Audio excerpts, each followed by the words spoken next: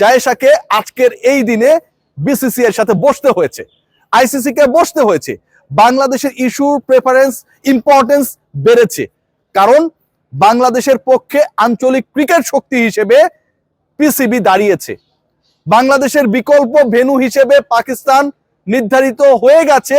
যখন তারা চিঠি পাঠিয়েছে, ফাইনাল ডিসিশন তো আইসিসির, আইসিসি সেটা মানবে না।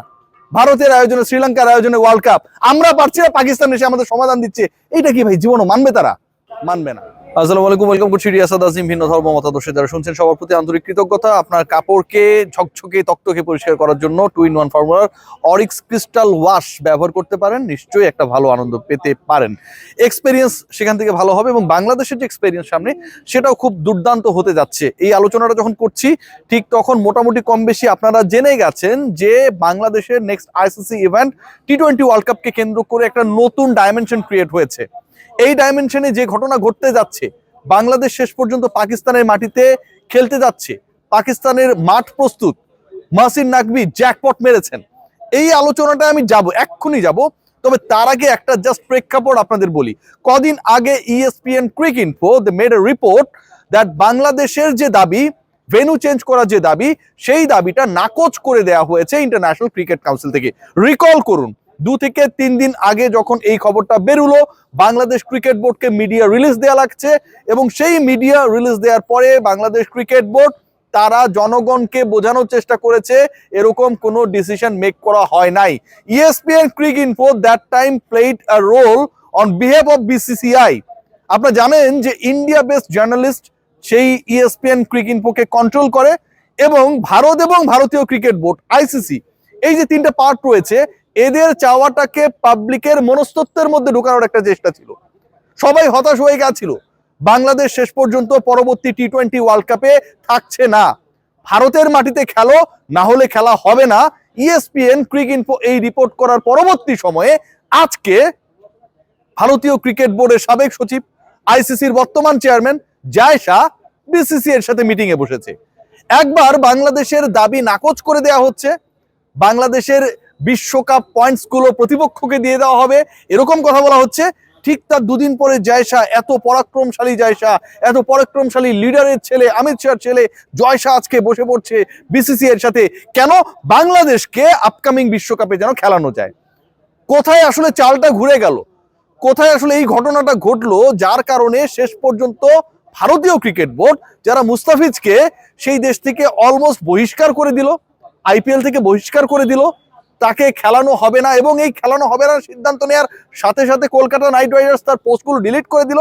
সেই ভারতীয় ক্রিকেট বোর্ড ইউটার্ন নিল, বাংলাদেশ BCB এবং পাকিস্তান BCB এবং PCB এই 2 ক্রিকেট বোর্ডের ক্রিকেট কূটনীতির কাছে পরাজিত হয়ে চাপে পড়ে হেরে গিয়ে Pakistan cricket board they played a role, এবং যেই রোলটা এখন এক্সপোজ হয়েছে, ICC কে মহসিন নাকভির PCB চিঠি পাঠিয়েছে, যদি কেউ বাংলাদেশের ওয়ার্ল্ড কাপ ম্যাচ আয়োজন করতে অপারগ হয় তাহলে PCB এই ম্যাচেস গুলো আয়োজন করবে, পাকিস্তান ক্রিকেট বোর্ড আয়োজন করবে।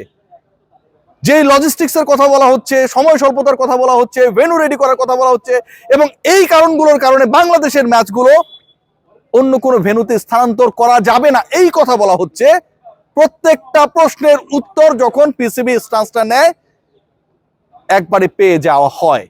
অর্থাৎ বাংলাদেশের ম্যাচ আয়োজন কেন্দ্রিক কোনো ধরনের আর ইস্যু থাকার কথা না, যখন একটা ক্রিকেট বোর্ড, যেই ক্রিকেট বোর্ড বা যেই দেশের ম্যাচেস গুলো যেখানটায় আয়োজিত হবে সেটা ভারত থেকে খুব বেশি দূরে না, বাংলাদেশ থেকে খুব বেশি দূরে না, বাংলাদেশের ডিজায়ার্ড ভেন্যু এখন পর্যন্ত অ্যানাউন্স শ্রীলঙ্কা, সেখান থেকেও খুব বেশি দূরে না। ভারতীয় ক্রিকেট বোর্ড কোন প্রেসারে পড়েছে দেখুন।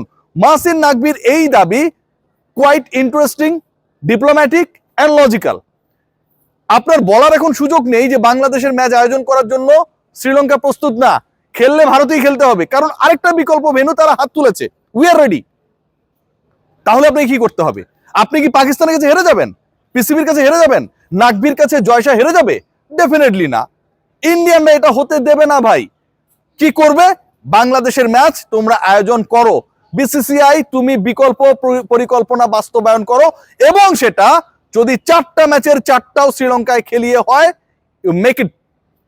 এই যে একটা সিচুয়েশন ক্রিয়েট হয়েছে, এই যে একটা cricket diplomacy, end of the day BCCI এবং ICC কে প্রেসারে ফেলেছে, এটা অবিশ্বাস্য অবিশ্বাস্য। বাংলাদেশের ম্যাচ আয়োজন নিয়ে আইসিসি এবং বিসিসিআই, ইভেন বাংলাদেশ ক্রিকেট বোর্ডের কিছু ডিরেক্টর, নাম প্রকাশে অনিচ্ছুক ডিরেক্টর ডেইলি স্টারকে সাক্ষাৎকার দিয়েছে, ইটস ভেরি মাচ ডিফিকাল্ট এই ম্যাচগুলো আয়োজন করা, কারণ এই অল্প সময়ের মধ্যে কিভাবে তারা করবে। এই যে ডিরেক্টররা, ফালতু টাইপের কিছু লোকজন যারা ডেইলি স্টারকে ইন্টারভিউ দিয়েছে, এটা আমার কথা না, ডেইলি স্টারের কথা, তাদেরও মন খারাপ ভাই। আরেকটা cricket board, they are now ready to arrange all the 4 matches of Bangladesh. পাকিস্তানে যেতে ডেফিনেটলি ইংল্যান্ডের ক্রিকেটারদের আপত্তি থাকবে না, পিএসএল এ খেলে তারা। অন্য দেশের ক্রিকেটারদের আপত্তি থাকবে না, নেপাল কেন যাবে না, কোনো কারণ নাই। সো বিসিসিআই এখন এটা ইজ্জতের ইস্যু হয়ে দাঁড়িয়েছে।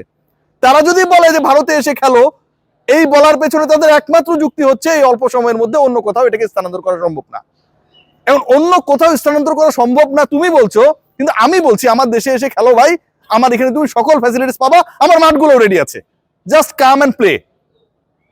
কত বড় ট্রিকি স্ট্যান্স নিয়েছে পিসিবি যে নিজের ম্যাচগুলো তারা গিয়ে খেলবে শ্রীলঙ্কাতে, ভারতের সাথে তাদের ম্যাচ শ্রীলঙ্কাতে, আবার বাংলাদেশের ম্যাচ নিজেরা আয়োজন করবে। মহসিন নাকভি আসলে একটা মাল, একটা অস্থির মাল। এবং এই লোকটা যে কামটা করছে, বুলবুল ভাই তো অত স্ট্রংলি কোনো কিছু বলে না, ইবাদত করে, ভালো মানুষ, আসসালামু আলাইকুম বুলবুল ভাই, কিন্তু মহসিন নাকভি আমার কাছে মনে হয় একদম ড্যাম। সো জায়েশাকে আজকের এই দিনে বিসিসি এর সাথে বসতে হয়েছে, আইসিসি কে বসতে হয়েছে। বাংলাদেশের ইস্যুর প্রেফারেন্স, ইম্পর্টেন্স বেড়েছে, কারণ বাংলাদেশের পক্ষে আঞ্চলিক ক্রিকেট শক্তি হিসেবে পিসিবি দাঁড়িয়েছে। বাংলাদেশের বিকল্প ভেন্যু হিসেবে পাকিস্তান নির্ধারিত হয়ে গেছে, যখন তারা চিঠি পাঠিয়েছে। ফাইনাল ডিসিশন তো আইসিসির, আইসিসি সেটা মানবে না। ভারতের আয়োজনে, শ্রীলঙ্কার আয়োজনে ওয়ার্ল্ড কাপ আমরা পারছি না, পাকিস্তান এসে আমাদের সমাধান দিচ্ছে, এইটা কি ভাই জীবনও মানবে তারা? মানবে না। ফাইনালি বাংলাদেশের 4টা ম্যাচই হোপফুলি শ্রীলঙ্কায় হবে। তবে আবারও বলছি, যে ইকুয়েশন, যে সমীকরণের কথা আমি আপনাদেরকে গতকালকেও বলেছিলাম, যে 3টা ম্যাচ শ্রীলঙ্কায় হবে, কলম্বোতে হবে, কলম্বো 2টা ভেন্যুতে হবে, কলম্বোতে মাঠের অভাব নাই। আরেকটা ম্যাচ ভারতের চেন্নাইতে হওয়ার একটা সুযোগ রয়েছে, সেই ম্যাচটা বাংলাদেশ ভার্সেস ইংল্যান্ড। সেটা যদি হয়, বাংলাদেশ ক্রিকেট বোর্ড যদি রাজিও হয় ওই একটা ম্যাচ ইন্ডিয়ার মাটিতে খেলার জন্য, এখানটাও ক্রিকেট ডিপ্লোমেসিতে বিসিবি এবং পিসিবি আমার কাছে মনে হয় ছক্কা মারবে। কারণ মহসিন নাকভি এই নেগোসিয়েশনটা করবে বিসিসি এর সাথে, মহসিন নাকভি এই নেগোসিয়েশন করবে হচ্ছে আইসিসির সাথে।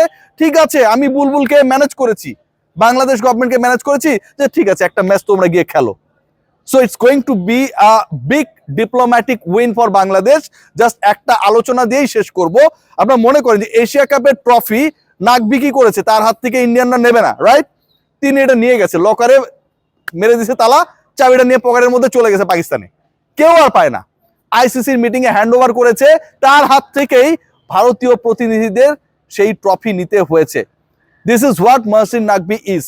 সো আমার কাছে মনে হয় যে যেই খেলাটা জমে উঠেছে, ফাইনালি বাংলাদেশের ম্যাচ বয়কটের তো সম্ভাবনা নেই, শ্রীলঙ্কায় তো হবেই।